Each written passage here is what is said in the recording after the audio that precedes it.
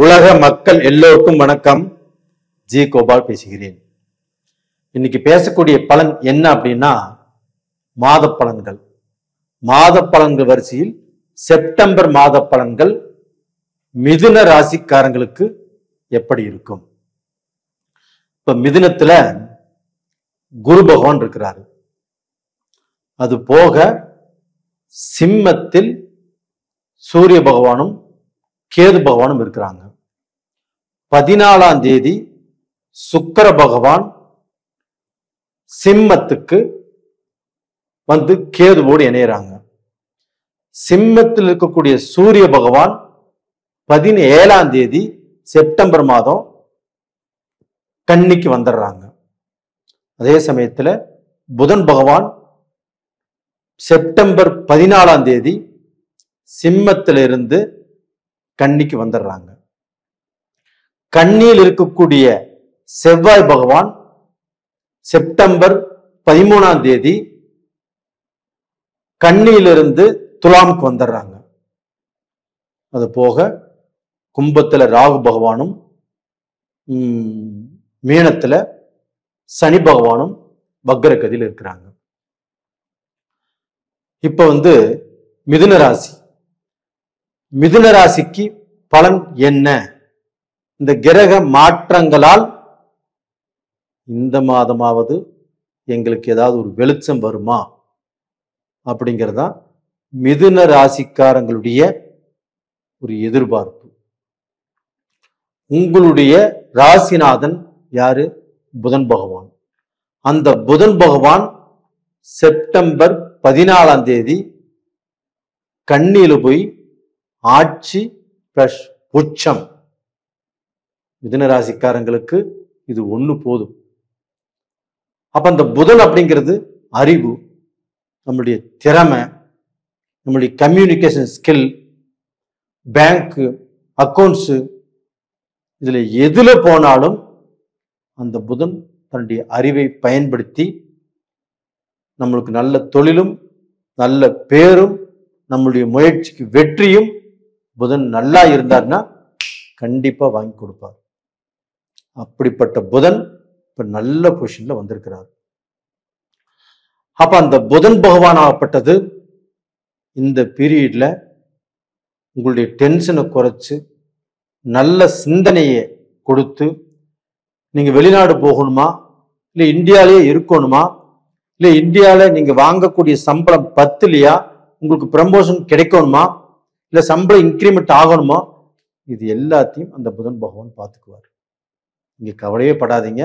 நீங்க என்ன ஃபோக்கஸ் பண்றீங்களோ, என்ன திங்க் பண்றீங்களோ அது இந்த பீரியட்ல கண்டிப்பாக நடக்கும்.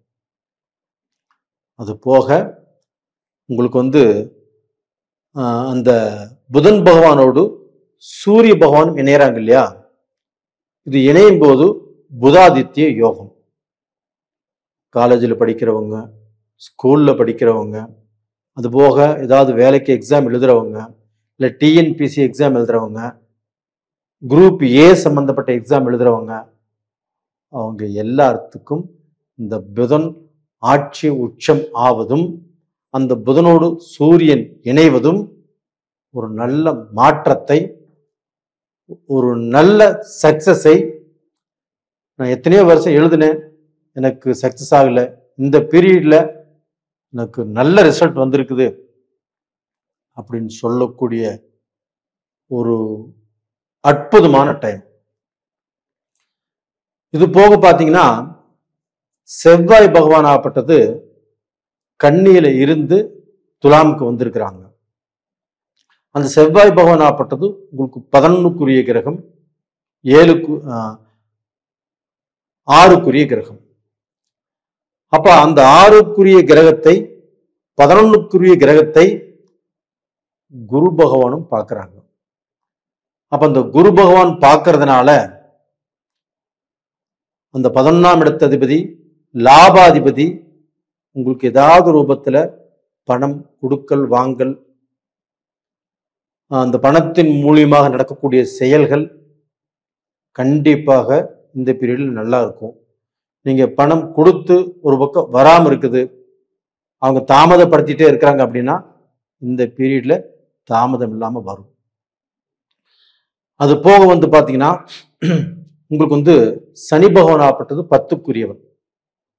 அந்த 10க்குரியவன் இன்னைக்கு பாத்தீங்கன்னா அந்த 10ஆம் இடத்துல இருந்து வக்ர கதியில இருந்து இப்ப கொஞ்சம் வேகமாக செயல்பட்டு உங்களுக்கு தொழில், பிசினஸ், வேலை இதில் இருக்கக்கூடிய பிரச்சனைகள் வராத அளவுக்கு பாதுகாத்து உங்களுடைய முன்னேற்றத்துக்கும் அது சப்போர்ட் பண்ணி அந்த சனி பகவான் நல்லா இருக்கிறாரு. அப்ப அந்த சனியும் புதனும் பார்த்துக்கிறாங்க இல்லையா? இந்த புதன் வேகமான கிரகம், சனி கொஞ்சம் மந்தமான கிரகம். ஆனால் சனி இப்ப வக்ரகதியில் இருக்கிறதுனால சனி பகவானும் வேகமாக செயல்படுவாங்க. அப்ப அந்த புதனாகப்பட்டது அறிவு, திறமை, தன் புத்தி இது எல்லாத்தையுமே இப்ப வேகப்படுத்தும். அந்த சனி பார்க்கறதுனால இது எல்லாமே தொழில் மூலியமாக, பிசினஸ் மூலியமாக, பிசினஸ் இன்வெஸ்ட் பண்றதன் மூலியமாக, ஒரு தொழில்ல நம்ம ஷார்ப்பா ஒர்க் பண்ணணும்னா அந்த தொழில் மூலியமாக நம்மளுக்கு ப்ரமோஷன் கிடைக்கும், நம்மளுக்கு சம்பள உயர்வு கிடைக்கும், நம்ம நினைச்ச இடத்துக்கு போகலாம். இது எல்லாத்தையுமே அந்த புதன் பகவானும் சனி பகவானும் சேர்ந்து உங்களுக்கு ஒரு நல்ல வாய்ப்பு கொடுப்பாங்க. அது போக இந்த ராகு பகவான் ஆகப்பட்டது மிதுன ராசிக்கு 9ஆம் இடத்துல இருக்கிறாங்க. அந்த 9ஆம் இடத்துல இருக்கக்கூடிய ராகு பகவானை குருவும் பார்த்துடுறாங்க. அப்ப அந்த ராகு பகவான் ஆகப்பட்டது யாருடைய வீட்டில் இருக்கிறாங்க? சனி பகவான் வீட்டில் இருக்கிறாங்க. அந்த சனி பகவான் புதனுக்கு நட்பு கிரகம். அதனால அந்த ராகு பகவானும் இந்த பீரியட்ல நல்லதை செய்வார், குருவுடைய பார்வை பெற்று. இதனால திடீர்னு ஒரு ராஜயோகம், திடீர்னு ஒரு முன்னேற்றம், திடீர்னு நம்ம பாத்தீங்கன்னா நமக்கு கிடைக்காதது, நாம் பல நாள் எதிர்பார்த்தது, பல தடங்களாக இருந்த விஷயங்கள் இப்ப இந்த பீரியட்ல உடனுக்குடனே நடப்பதற்குண்டான வாய்ப்புகள் நல்லா இருக்குது. உங்களுக்கு ஒரே ஒரு மைனஸ் பாயிண்ட் என்னன்னா, உங்களுக்கு இந்த சுக்கிர பகவான், உங்களுடைய 5ஆம் இடத்துக்குரிய கிரகம் சுக்கிர பகவான், 12ஆம் இடத்துக்குரிய கிரகம் சுக்கிர பகவான். அந்த சுக்கிர பகவான் உங்களுடைய ராசிக்கு 3ஆம் இடத்தில் சிம்மத்தில் கேதுவோடு அந்த சுக்கிர பகவான் இணைஞ்சிருக்கிறாங்க. அப்ப அந்த கேதுவும் சுக்கிரனும் இணைவது அவ்வளவு நல்லது அல்ல. அதனால இந்த பீரியட்ல லக்ஸரி சம்பந்தப்பட்ட பொருட்கள் வீட்டுக்கு வாங்குவது கொஞ்சம் மட்டு பண்ணுங்க. அதாவது பாத்தீங்கன்னா இப்ப வாங்காம இருக்கிறது நல்லது. ஒரு டிவியோ, ஃப்ரிட்ஜோ, இல்ல துணிமணிகளோ, இல்ல காரோ, பைக்கோ, இந்த மாதிரி ஏதாவது வாங்குவான்னு நினைச்சீங்கன்னா இந்த 1 மாசம் கழிச்சு, அதாவது செப்டம்பர் 14க்குள்ள நீங்க வாங்குற மாதிரி தான் வாங்கிக்கலாம். அந்த செப்டம்பர் 14ல இருந்து 1 மாசம் கொஞ்சம் தாமதப்படுத்துங்க அப்படிங்கிறது தான் உங்களுக்கு நான் சொல்லக்கூடிய பதில். அது போக பாத்தீங்கன்னா உங்களுக்கு பாத்தீங்கன்னா இப்போ உடல் ரூபத்துல பாத்தீங்கன்னா அந்த செவ்வாய் 12ஆம் இடத்து அதிபதியும் 6ஆம் இடத்து அதிபதியும் 2ஆம் இடத்து அதிபதியும் சந்திர பகவான், இப்ப இவங்களுடைய அனுகிரகங்கள் கொஞ்சம் சரியில்லாம இருக்கிறதுனால உங்களுக்கு இந்த உஷ்ணம் சம்பந்தப்பட்ட பிரச்சனைகள், அது போக பாத்தீங்கன்னா எங்கேயாவது உடம்புல சின்ன சின்ன கட்டிகள் வர மாதிரி வாய்ப்பு உருவாகும். எது வந்தாலும் இந்த பீரியட்ல உங்களுக்கு எதுவுமே சரியா போகாதுங்கிறது இல்லை, வரும், ட்ரீட்மெண்ட் பார்ப்போம், அது கிளியர் ஆயிரும். அப்போ ஏதாவது ஒரு விரை செலவு பண்ணக்கூடிய சூழ்நிலைகள் வரும். ஒன்றும் பயந்துக்க வேண்டியதில்லை.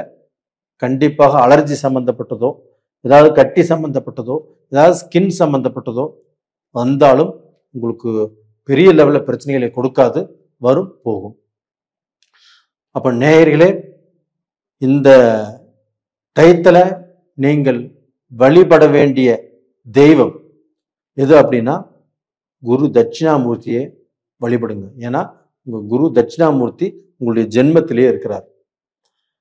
அப்ப அந்த ஜென்மத்துல அந்த குரு இருக்கிறதுனால நமக்கு தலையில ஒரு பெரிய பாரமா இருக்கும், சில குழப்பங்கள் வரும், ஒரு விஷயத்தை செய்யலாமா வேண்டாமா அப்படிங்கிற பல குழப்பங்கள் வரும். அதனால குரு தட்சிணாமூர்த்தியை வியாழக்கிழமை நாள்ல வழிபட்டு வாங்க. கண்டிப்பாக உங்களுடைய சகல கஷ்டங்களும் தீரும், நல்லா இருப்பீங்க. நேயர்களே, அது போக உங்களுடைய ஜென்ம ஜாதகத்தை பாருங்க. உங்க ஜென்ம ஜாதகத்துல நம்மளுக்கு பிசினஸ் லாஸா, இல்ல குடும்பத்துல பிரச்சனைகளா, இல்ல நண்பர்களால் பிரச்சனைகளா, நம்ம எதை செய்யலாம் எதை செய்யக்கூடாது அப்படிங்கிற குழப்பங்களா, இதுக்கு எல்லாமே வழி உங்களுடைய ஜாதகத்துல தான். அப்போ உங்க ஜாதகத்துல என்ன தசை நடக்குது, என்ன புத்தி நடக்குது, இதனால நமக்கு என்ன பலன் நடந்துட்டு இருக்குது. இப்ப நம்ம சொல்ற மாதிரி 30% பேருக்கு நடக்காம போயிட்டு இருக்குது, 70% பேருக்கு நடக்குது. இன்னைக்கு கூட மலேசியால இருந்து ஒருத்தர் கால் பண்ணி, நீங்க சொன்ன மாதிரியே எனக்கு வேலை கிடைச்சிருச்சு, உங்களுக்கு வாழ்த்துக்கள், உங்களுக்கு பாத்தீங்கன்னா என்னுடைய மனப்பூர்வ நன்றிகள் அப்படின்னு சொன்னாரு.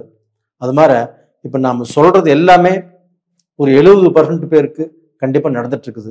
30% பேருக்கு இன்னுமே நடக்கலைன்னா உங்களுடைய ஜாதகத்துல தான் ஏதாவது சில குறைபாடுகள் இருக்கும். அதனால அந்த ஜாதகத்தை அனுப்பிச்சு உங்களுக்கு விருப்பம் இருந்தா பார்த்துக்கோங்க. இல்லைன்னா ஒரு அனுபவம் வாய்ந்த ஜோசியர்கிட்ட பக்கத்துல யாராவது இருந்தாலும் பாருங்க. நேயர்களே, உங்களிடமிருந்து விடைபெறுவது உங்களின் ஜி கோபால். நன்றி, வணக்கம்.